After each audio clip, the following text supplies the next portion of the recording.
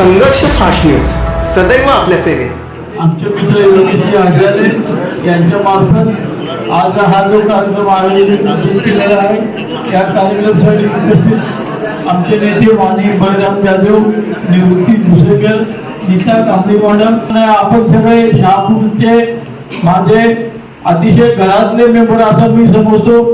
कारण या ठिकाणी तुम्ही मला खास माझ्या प्रेमापोटी या ठिकाणी हजर राहिले त्याबद्दल तुमचे प्रथम मी मनपूर्वक स्वागत आणि आभार मानतो। खरं म्हणजे योगेशनी या ठिकाणी अतिशय चांगला कार्यक्रम केला। मला या ठिकाणी माझा सत्कार केला याच्यापेक्षा जास्त आनंद या गोष्टी होती का 100% जे सहकारी संस्था चेअरमन सेक्रेटरीचा सत्कार केला त्याच्याबद्दल मी योगेश खरं मनापूर्वक धन्यवाद आणि आभार मानतो। अतिशय चांगला स्तुत्य कार्यक्रम या ठिकाणी योगेशने केलेला आहे। खरं म्हणजे याच्या मागची भावना खूप वेगळी आहे। या 100% आजच्या परिस्थिती या कर्जमाफीचे जे वादळ उठलेले या कर्जमाफीच्या वादळाच्या परिस्थितीमध्ये संस्था 100% करणं म्हणजे खरं खूप चांगली गोष्ट आहे, खूप चांगलं आहे। आणि म्हणून तुम्हाला मनापासून तुमचे अभिनंदन करतो 13 ते 13 चेअरमन सचिवांचं। बँकेच्या दृष्टीने अतिशय पुढे जाऊन अतिशय चांगलं पाऊल आहे। म्हणजे ह्या परिस्थितीमध्ये 100% संस्था करणं ही जे वादळ जे कर्जमाफीचे उठले त्याच्यामुळे संस्थाला काय अडचणी आहे मी स्वतः जाणतो आणि अशा परिस्थितीमध्ये 100% संस्था करणं खूप चांगली गोष्ट आहे। खरोखर मनापासून तुमचं अभिनंदन कर। हा सत्कार माझा नसतो, आजचा दिवस तुमचा आहे असं या ठिकाणी जाहीर करतो। तुमचा सत्कार या ठिकाणी आहे। बँकेचा 9 वर्ष पूर्ण झाला मी योगेशने या ठिकाणी सत्कार ठेवलेला आहे। या 9 वर्षामध्ये माझ्याकडे अनेक कटू आठवणी चांगल्या गोड आठवणी आहेत। भागवत सर या ठिकाणी बोलून बसले, या ठिकाणी काशीनाथ पडवळ साहेब आणि निश्चिते साहेब आहेत, त्यांनी सांगितले का आम्ही वार्षिक सर्वसाधारण सभेमध्ये चेअरमन साहेबांना भंबेरी उडून टाकायचो, पण ती भंबेरी माझ्यासाठी अतिशय शिदोरी ठरली या ठिकाणी मीटिंग या ठिकाणी थांबतो। एखाद्या माणसाने वार्षिक सभेचे प्रश्न विचार म्हणजे तो विरोधक होत नाही, तो आपला शुभचिंतक असं मी मानलं। त्याने विचारलेल्या प्रश्नावर नेमकं काय उत्तर दिलं, आपल्याला नेमकं काय चुकतंय। कारभार करताना सचिन तेंडुलकर सुनील गावस्कर नेहमी म्हणतात की आम्ही शेवटपर्यंत विद्यार्थीच राहिलो। म्हणजे एवढं मोठं यांचे त्यांनी क्रिकेटमध्ये संपादन केलं तरी ते प्रत्येकाला माझं काय चुकतं का हे विचारतात। तीच भूमिका 9 वर्ष मी ठेवली। कुडल साहेब जेव्हा माझ्याकडे येतात तेव्हा त्यांना मी कमीत कमी 1 तास बसवतो आणि बँकेच्या बाबतीत चर्चा करतो। बाबू प्रशासकीय काम चालवत असतं आपण कशा पद्धतीने गेलं पाहिजे, आज आपण ज्या पद्धतीने चाललो त्याच्यामध्ये काही सुधारणा केली पाहिजे का। कारण बँकिंग क्षेत्रामध्ये रोज नवीन सुधारणा नवीन अधिनियम येत असतात, त्यांचं पालन करावं लागतं। पूर्वीची बँकिंग आताची बँकिंग याच्यामध्ये फार फरक आहे। कुडल साहेबांना माहिती आहे पूर्वी बँकेच्या अध्यक्ष बँकेच्या केबिनमध्ये बसून एखाद्या पक्षाचं काम 24 तास करत राहायचे त्या ठिकाणी, आणि त्यावेळेला अध्यक्षाने तेवढं काम नव्हतं। कारण काय माहिती का आपल्याकडे ज्या ठेवी आहे त्या ठेवी आहे ना, आपल्याकडे पूर्वी जिल्हा परिषद पंचायत समितीचा 1000 कोटीच्या ठेवी असायच्या आणि सगळ्यात महत्त्वाची गोष्ट ही आहे की त्या सगळ्या ठेवी बिनव्याजी आपल्याला वापरायला मिळायच्या। त्याच्यावर मिळणारं उत्पन्न हे निव्वळ उत्पन्नामध्ये गणलं जायचं आणि बँकेला काही न करता उत्पन्न मिळालं, त्याच्यामुळे काही करण्याची गरज नाही। आज ती परिस्थिती राहिली नाही।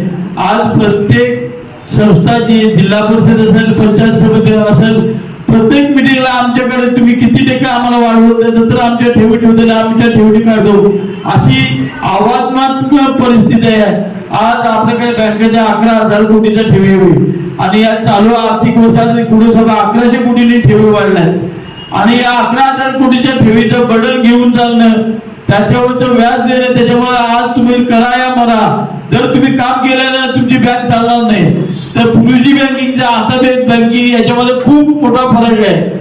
त्याच्यामुळे आता बँकिंग करणं हे फार सोपे राहिलं नाही।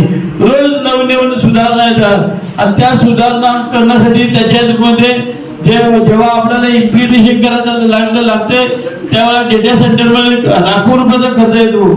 कारण उद्या समजा एखादी एटीएम मध्ये एखादी सिस्टम मध्ये आरबीआयनी जर बदल केला तर तो बदल अंमलात आणण्यासाठी डेटा सेंटर मध्ये तसेच व्यवस्था त्वरित करावी लागते आणि त्याच्यासाठी अलर्ट राहावं लागतं आणि आपला कर्मचारी वर्ग जो आहे त्यांना आपल्याला बरोबर घेऊन काम करायला लागते आणि म्हणून मी या बँकेवर अध्यक्ष म्हणून न राहता एक शिवचा सहभाग म्हणून त्या ठिकाणी काम केलं आणि 24 तास बँकेसाठी सेवा दिली आणि म्हणून हे यश आपल्याला मिळालं आहे. अनेक पुरस्कार अनेक आणि मला सगळ्या या ठिकाणी माझ्या संचालक मंडळाला धन्यवाद द्यावा असं वाटतात कारण त्यांचं संपूर्ण सहकार मला या प्रकरणात मिळालं.